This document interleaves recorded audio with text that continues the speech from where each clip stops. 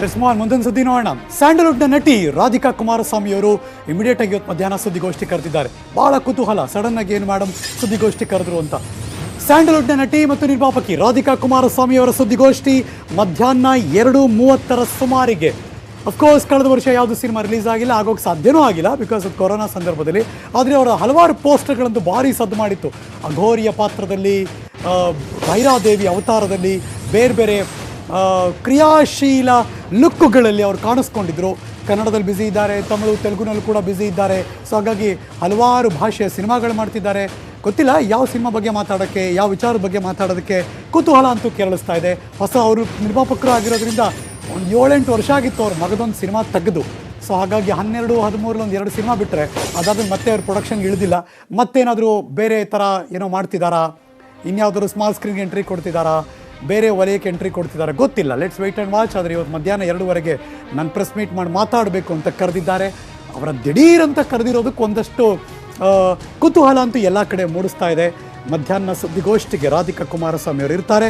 ಗೊತ್ತಿಲ್ಲ ಅವರೊಬ್ಬರೇ ಇರ್ತಾರಾ, ಬೇರೆ ಬೇರೆಯವ್ರು ಇರ್ತಾರಾ, ಯಾವುದ್ರ ಬಗ್ಗೆ ಮಾತಾಡ್ತಾರೆ, ಫಿಲಮ್ ಕ್ರ್ಯೂನ ಇನ್ಯಾವುದಾದ್ರು ಅನಿಸಿಕೆ ಹಂಚ್ಕೊಳ್ಳೋಕೆ ಕರೆದಿದ್ದಾರಾ, ಅಥವಾ ಸುಮ್ಮನೆ ಹೊಸ ವರ್ಷ ಜಸ್ಟ್ ಹಾಗೆ ಮೀಟ್ ಆ್ಯಂಡ್ ಗ್ರೀಟ್ ಅಂತ ಏನಾದರೂ ಕರೆದು ನಿಮ್ಮ ಜೊತೆ ಮಾಧ್ಯಮದವ್ರ ಜೊತೆ ಮಾತಾಡೋಕ್ಕೆ ಇಷ್ಟಪಟ್ಟಿದ್ದೀನಿ, ಸಿಕ್ಕಿಲ್ಲ ನಿಮ್ಗೆಲ್ಲರಿಗೂ ನಾನು ಅಂತರ ಏನಾದ್ರು ಮಾತಾಡ್ಬಿಡ್ತಾರಾ, we don't know. Let's wait and watch.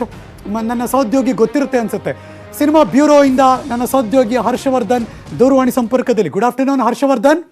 Good afternoon Harish. Sudden ಆಗಿ ಏನು ಕರೆದ್ರು, ಆಶ್ಚರ್ಯ ಆಯ್ತಪ್ಪ ನಂಗೂ. ನಿಜಕ್ಕೂ ಈ ವಿಷಯಕ್ಕೆ ಸಂಬಂಧಪಟ್ಟ ಹಾಗೆ ರಾಧಿಕಾ ಕುಮಾರಸ್ವಾಮಿ ಅವರ ಸಹೋದರ ರವಿರಾಜ್ ಅವರ ಸಹ ಮಾತಾಡಿದ್ವಿ.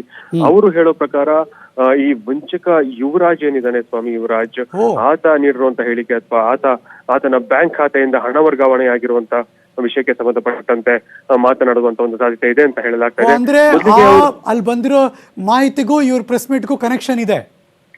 ಹೌದು, ಖಂಡಿತವಾಗಿಯೂ. ಈ ವಿಷಯಕ್ಕೆ ಸಂಬಂಧಪಟ್ಟ ಹಾಗೆ ಈಗಷ್ಟೇ ಸಿಕ್ಕಂತ ಮಾಹಿತಿ ಪ್ರಕಾರ ರಾಧಿಕಾ ಕುಮಾರಸ್ವಾಮಿ ಅವರು ಬಂದು ಈ ಕುರಿತು ಹೇಳ್ಬೋದು, ಅಥವಾ ರವಿರಾಜ್ ಅವರೇ ಬಂದು ಸ್ಪಷ್ಟೀಕರಣ ನೀಡಬಹುದು ಅನ್ನೋ ಒಂದು ಮಾಹಿತಿ ಸಿಗ್ತಾ ಇರುವಂತದ್ದು. ಒಟ್ಟಾರೆಯಾಗಿ ಈ 2:30 ಏನು ಪ್ರೆಸ್ ಮೀಟ್ ನಡೆಯುತ್ತೆ ಅದ್ರ ಬಗ್ಗೆ ಸಾಕಷ್ಟು ಒಂದು ಕುತೂಹಲ ಇದೆ. ಇಲ್ಲ ಒಂದ್ ಕಡೆ ಅವರು ಬಹುಭಾಷಾ ಸಿನಿಮಾ ಅಥವಾ multi language cinema, big budget cinema announce ಮಾಡಬಹುದು ಅನ್ನೋ ಒಂದು ನಿರೀಕ್ಷೆ ಇತ್ತು. ಬಟ್ ಎಲ್ವಿ ಹರ್ಷ, CCB ಅವರೇನಾದ್ರು ನೀವು ಈ ತರ ಹೇಳಿದ್ರಿಂದ ಕೇಳ್ತಾ ಇದ್ದೀನಿ, ಲಿಂಕ್ ಇರೋದ್ರಿಂದ ಮೇಡಮ್ಗೆ ಏನಾದ್ರು ಬನ್ನಿ ಅಂತ ಕರೆದಿದ್ದಾರಾ, ಅವ್ರ ಹೆಸರು ಎತ್ತಿದಾರಾ, ಇಲ್ಲ ಅಲ್ವಾ? ಈ ಕುರಿತು ಯಾವುದೇ ರೀತಿಯಂತ ಮಾಹಿತಿ ಇಲ್ಲ. ಏನಂತಂದ್ರೆ ವಂಚಕ ಯುವರಾಜ್ ಹಲವಾರು ಮಂದಿಗೆ ಕೋಟ್ಯಾಂತರ ರೂಪಾಯಿ ಹಣವನ್ನ ವಂಚನೆ ಮಾಡಿರುವಂತದ್ದು. ಆತನ ಅರೆಸ್ಟ್ ಆದ ಬಳಿಕ ಸಾಕಷ್ಟು ಮಂದಿ ಬಂದು ಆತನ ವಿರುದ್ಧ ಕಂಪ್ಲೇಂಟ್ ನೀಡಿರುವಂತದ್ದು. ಆ ಬಳಿಕ ಆತನ ಹಿನ್ನೆಲೆಯನ್ನ ಕೆದಕ್ತಾ ಹೋದಾಗ ಸುಮಾರು 40 ಅಕೌಂಟ್ಗಳು ಆತನ ಹೆಸರಿನಲ್ಲಿ ಇದ್ದಂಥದ್ದು. ಅದರಿಂದ ಎಲ್ಲೆಲ್ಲಿ ಯಾವ್ಯಾವ ಬೇರೆ ಅಕೌಂಟ್ ವರ್ಗಾವಣೆ ಆಗಿರುವಂತದ್ದನ್ನ ಕೆದಕ್ತಾ ಹೋದಾಗ ಮೇಡಮ್ ರಾಧಿಕಾ ಕುಮಾರಸ್ವಾಮಿ ಅವರು ಸ್ವಯಂ ಪ್ರೇರಿತರಾಗಿ ಅವರೇ ಒಂದು ಕ್ಲಾರಿಫಿಕೇಶನ್ ಕೊಡಬೇಕು ಅಂತಿದಾರಾ?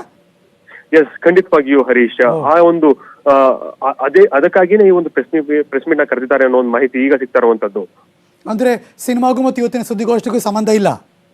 ಹೌದು, ಈಗ ಸಿಗ್ತಾ ಇರುವಂತ ಮಾಹಿತಿ ಪ್ರಕಾರ ರವಿರಾಜ್ ಅವರು ಕೊಟ್ಟಂತ ಸ್ಪಷ್ಟನೆ ಪ್ರಕಾರ ಈ ಒಂದು ಯುವರಾಜ್ ಆತನ ವಂಚನೆಗೆ ಸಂಬಂಧಪಟ್ಟ ಹಾಗೆ ಏನು 40 ಅಕೌಂಟ್ಗಳಿತ್ತು ಆತನ ಹೆಸರಿನಲ್ಲಿ, ಅದರಲ್ಲಿ ಒಂದು ಅಕೌಂಟ್ ನಿಂದ ರಾಧಿಕಾ ಕುಮಾರಸ್ವಾಮಿ ಅವರಿಗೆ ಹಾಗೂ ಅವರ ಸಹೋದರ ರವಿರಾಜ್ ಅವರ ಅಕೌಂಟ್ಗೆ ರಾಧಿಕಾ ಕುಮಾರಸ್ವಾಮಿ ಅಕೌಂಟ್ಗೆ 1,20,00,000 ರೂಪಾಯಿ, ಹಾಗೆ ರವಿರಾಜ್ ಅಕೌಂಟ್ಗೆ 70 ಲಕ್ಷ ರೂಪಾಯಿ ವರ್ಗಾವಣೆ ಆಗಿತ್ತು ಅನ್ನೋ ಒಂದು ಮಾಹಿತಿ ಇತ್ತು.